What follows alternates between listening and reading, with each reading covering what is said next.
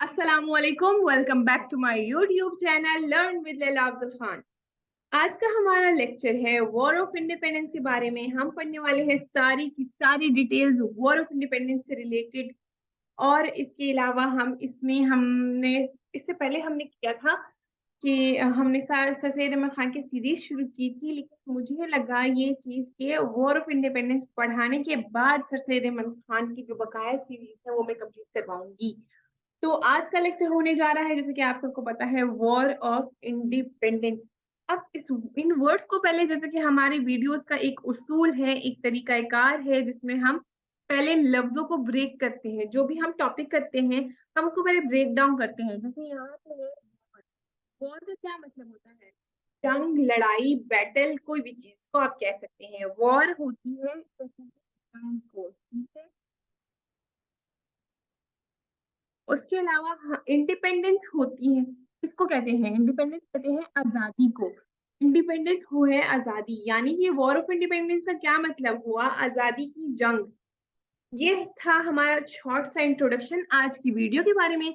Video शुरू करने से पहले मैं आप लोगों को करना चाहूंगी एक छोटी सी रिक्वेस्ट कि अगर आप लोगों ने मेरा चैनल अभी तक सब्सक्राइब नहीं किया है तो आप प्लीज कर दें, क्योंकि आने वाली वीडियोस आपके लिए बहुत हेल्पफुल होने जा रही हैं। आज का वीडियो जो है, जिसमें सबसे पहले मैं आपको बताऊंगी कि वॉर ऑफ इंडिपेंडेंस के दो और कौन से इंपॉर्टेंट नेम्स हैं। इंडियन म्यूटिनी और इसके अलावा ग्रेट रिवॉल्ट, ये दोनों भी इसके नाम है। वॉर ऑफ इंडिपेंडेंस के नाम से ये ज्यादातर जाना जाता है, जबकि इंडियन म्यूटिनी भी इसको कहा जाता है। कुछ बुक्स में, कुछ जगहों पे ग्रेट रिवॉल्ट कहा जाता है इसको। और ये कौन कहते हैं इसको? इंडियन म्यूटिनी, ब्रिटिशर्स इस जंग को इंडियन म्यूटिनी के नाम से पुकारते हैं। जानते हैं, इनकी बुक्स में इंडियन म्यूटिनी के नाम से जिक्र किया गया है। और उस टाइम पे भी, सब कॉन्टिनेंट के टाइम पे भी, इसको इंडियन म्यूटिनी ही कहा जाता था अकॉर्डिंग टू ब्रिटिशर्स।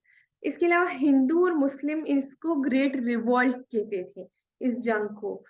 तो ये था कि ना, ये दो इसके इम्पोर्टेंट नेम्स हैं, जो कि बड़े, मतलब दो साइड्स में, सब कॉन्टिनेंट में क्या था? हिंदूज थे, मुस्लिम्स थे, ब्रिटिशर्स थे।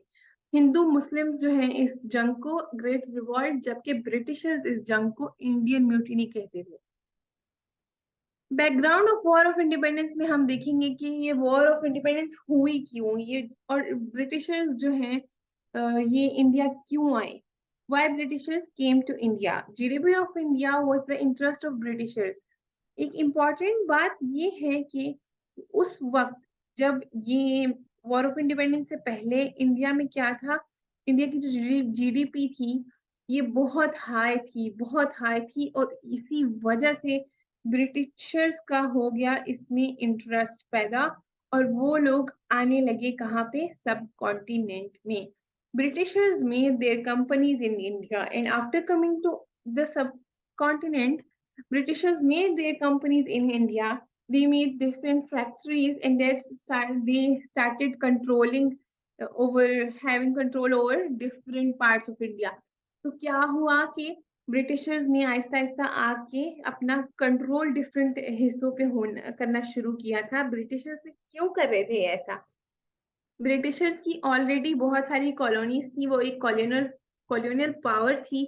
और इसी की वजह से ब्रिटिशर्स का इंटरेस्ट था हर उस कंट्री में जहाँ पे उनको रॉ मटेरियल मिल सके, हर उस कंट्री में जहाँ पे उनको लगे कि गोल्ड है, हर वो कंट्री जहाँ पे उनको लगता कि ये, इससे हमारी फैक्ट्रीज, हमारी ही इंडस्ट्री और हमारी ही जीडीपी को हो सकता है बहुत ज्यादा फायदा। तो इस वजह से ब्रिटिशर्स जो है हर उस कंट्री को ऑक्युपाई करना और उनको कॉलोनी बनाने की कोशिश करते थे। तो यहाँ पे भी उन लोगों वो लोग सेम चीज कर रहे थे। जीडीपी क्या था इंडिया का? उस वक्त इंडिया का जीडीपी था 34, जो कि उनके इंटरेस्ट पे था। जो ब्रिटिशर्स थे उनका इंटरेस्ट डेवलप होना शुरू हुआ। इसी तरह वो ऐसे ऐसे आने लगे, and they started making their companies in India and started having control over different parts of India. The control of Britishers started increasing with the passage of time. और जैसे जैसे इंडिया में ब्रिटिशर्स आए, उन लोगों ने अपना कंट्रोल जो है वो इंक्रीज करना शुरू किया। ये नहीं कि एक जगह कंट्रोल करके बस बैठ के, बल्कि वो अपने कंट्रोल को इंक्रीज करने लगी, अपने पावर्स को इंक्रीज करने लगी। तो ये था शॉर्ट सा बैकग्राउंड कि इस बारे में कि ब्रिटिशर्स इंडिया में आए क्यों, उनका क्या इंटरेस्ट था। अब हम देखेंगे कि वॉर ऑफ इंडिपेंडेंस की और कौन से नेम्स हैं। इस इवेंट को और किन नामों से पुकारा जाता है। अच्छा, जो सबसे पहला नाम जो कि हम ऑलरेडी डिस्कस कर चुके हैं, इंडियन म्यूटिनी, जो कि ब्रिटिशर्स के अकॉर्डिंग इसका नाम, इस जंग का नाम है इंडियन म्यूटिनी। जबकि ग्रेट रिवॉल्ट कहते हैं Indians and all the Muslims of the sub continent at that time. National uprising भी इसको कहा जाता है। अब नेशनल अपराइजिंग ये क्यों कहा जाता है इसको, ये जब हम वॉर ऑफ इंडिपेंडेंस के कॉजेज देख लेंगे तो हमें पता चलेगा कि नेशनल अपराइजिंग इसको क्यों कहा जाता था। Great rebellion of 1857 and first war of independence, ये दोनों भी इसके नाम है। इसके अलावा एक और नाम है वॉर ऑफ इंडिपेंडेंस ऑफ 1857, भी इसको कहा जाता है। ठीक है, और सेकेंड वॉर ऑफ इंडिपेंडेंस क्या होगी भला? ऑब्वियसली जो 1947 में हुई, जब पाकिस्तान और इंडिया दोनों आजाद मुल्क बन गए थे। ठीक, तो यहाँ तक हमारे लेक्चर में हमने क्या किया, एक दफा रिकैप कर लेते हैं कि क्या क्या नाम है इस इवेंट के। ये हमने किया, और ब्रिटिशर्स इंडिया में क्यों आए, सब कॉन्टिनेंट में क्यों आए। अब हम करेंगे रीजंस बिहाइंड दिस अपराइजिंग। सबसे पहली जो इसका कॉज है, रीजन है, वो है एडमिनिस्ट्रेशन। ब्रिटिशर्स का, जैसे मैंने आप लोगों को बताया, अगर मैं एक रफ सा सब कॉन्टिनेंट का मैप बनाऊं, आप लोगों ने बिल्कुल हंसना नहीं है, ये मेरे अकॉर्डिंगली, मेरा जो अ, अजीब सी ड्राइंग है उसके अकॉर्डिंगली मैं ये मैप बना रही हूँ। ये है सब कॉन्टिनेंट का मैप। इसके 20% एरिया को कर लिया था एडमिनिस्ट्रेशन का, जो टॉप एडमिनिस्ट्रेशन थी उसमें से 20% का कंट्रोल था ब्रिटिशर्स के पास। ठीक, यानी कि क्या, वो अपनी मनमानी कर सकते हैं वहां पे, अपनी मर्जी के लॉज रख सकते हैं, अपनी मर्जी की एडमिनिस्ट्रेशन से रिलेटेड जो भी चीजें हैं वो कर सकते हैं। दूसरा है पॉवर्टी। पॉवर्टी एक तरह से बहुत ज्यादा इंक्रीज होने लगी थी सब कॉन्टिनेंट में। यही वो पहला टाइम था यही वो पहला टाइम था जब सब कॉन्टिनेंट में पहली दफा पॉवर्टी हाँ होने लग गई। हालांकि subcontinent was one of the those region, मतलब वो जगह जो बहुत ज्यादा अमीर लोग रहते थे वहां पे। गुर्बत इतनी नहीं थी, क्योंकि हम खुद बहुत ज्यादा चीजें रखते थे, लाइक रॉ मटेरियल था हमारे पास बहुत सारी गोल्ड चीजें थी, हमारे पास और भी बहुत ज्यादा चीजें थी। और हमारी एडमिनिस्ट्रेशन जो थी, जो मुगल एम्पायर से होती होती हमारे पास आई थी, वो एडमिनिस्ट्रेशन बहुत अच्छी थी। जब बाबर भी आया था काबुल से यहाँ पे सब कॉन्टिनेंट में, उसके जो एडमिनिस्ट्रेशन थी वो भी जानी मानी जाती थी और वो बहुत अच्छी थी। तो पॉवर्टी कैसे आई, अब हम इस पॉइंट पे आते हैं। जो टेक्सटाइल इंडस्ट्री थी सब कॉन्टिनेंट की, वो ब्रिटिशर्स जो थे अपने ही प्रॉफिट के लिए यूज करने लगे थे, और उनको वो जो टेक्सटाइल इंडस्ट्री थी वो रूइन होने लगी थी, खराब होने लगी थी फॉर द लोकल्स ऑफ सब कॉन्टिनेंट, जो लोकल्स थे वहां के। क्यों, एक तो दूसरा पॉइंट मैंने यहाँ पे लिखा हुआ है रॉ मटेरियल। यही तो ब्रिटिशर्स का सबसे बड़ा इंटरेस्ट था। वो यहाँ से सब कॉन्टिनेंट से लेके जाते थे मतलब ब्रिटिशर्स अपने पास, और अपनी लैंड पे इसको अच्छी तरीके से अपना वो जो रॉ मटेरियल है, मतलब दोबारा से बताती हूँ, रॉ मटेरियल ब्रिटिशर्स अपने पास लेके जाते थे लो कॉस्ट पे, यहाँ से खरीद के वहां पे दोबारा मैन्युफैक्चर करके और दोबारा इंडियन मार्केट में आके सेल करते थे, बहुत ज्यादा मुनाफा कमा के। और जो इंडिया की अपनी सबकॉन्टिनेंट की अपनी टेक्सटाइल इंडस्ट्री थी, उसको बर्बाद करना शुरू कर दिया था ब्रिटिशर्स ने। ये काम इन्होंने क्यों किया? अपने फायदे के लिए।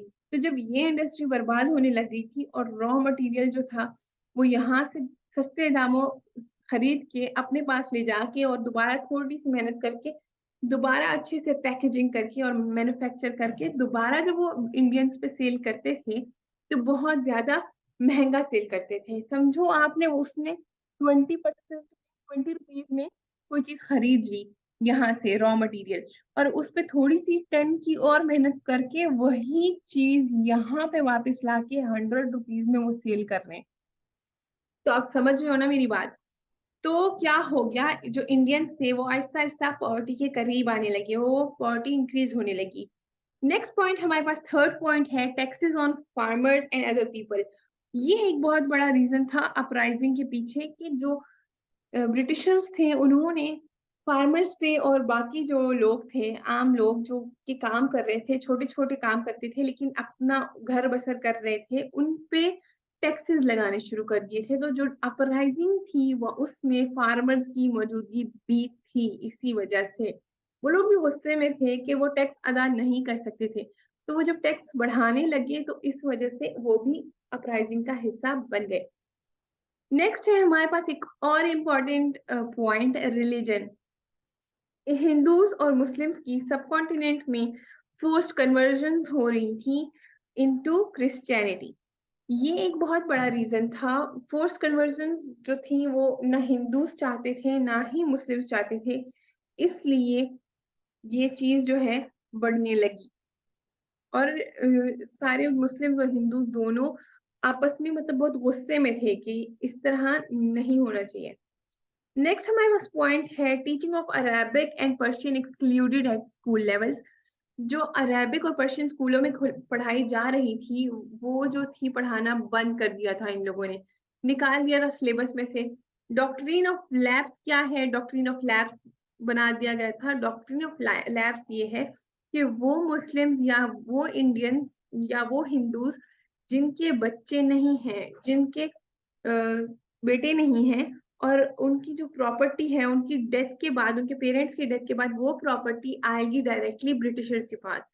तो ये डॉक्ट्रिन ऑफ लैब्स भी क्या था, ब्रिटिशर्स को ज्यादा से ज्यादा रिच कर रहा था, जो कि जो हिंदूज और मुस्लिम्स थे उनको कमजोर कर रहा था। उसके बाद है land seized from local rulers. जो लोकल रूलर्स थे, अच्छा ये यहाँ पे है, मैं स्टॉप हो गई क्योंकि यहाँ पे है ये 2 पॉइंट्स।